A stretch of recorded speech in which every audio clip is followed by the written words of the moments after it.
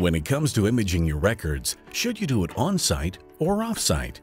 Tab offers both services, and the reality is that there are advantages and disadvantages to both depending on your specific situation. To get some answers, we talked to records management expert Tavis Agnew. What are the advantages of imaging your records on-site at your facility? The advantages of imaging your records on-site are that we can integrate directly into your network, release content right into its final location, which can save a step. Another aspect is if you have the space on site, we can save costs by utilizing that space rather than adding it in another component. We can also do a few different things with knowledge workers being on site. We have access to the folks that are making decisions from the client, which can save time when we're looking to resolve different issues on the project. The final thing would be around security. Those records don't leave your client site, so we can save a step in terms of complexity by not having to remove them. What are the drawbacks to imaging on-site at your facility? Really, the downside would be around the space. If you don't have space, it can be quite cumbersome to procure it, especially for a long-term project. Using a boardroom or any other dedicated space can be difficult to do. It can be a distraction being on site, where we do have access to your knowledge workers that can take away from their day job at times.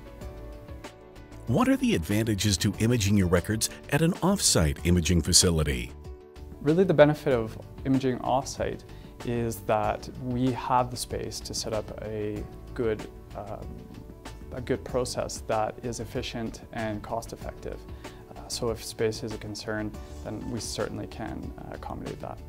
Here at Tab, we have an environment that's specifically designed for imaging.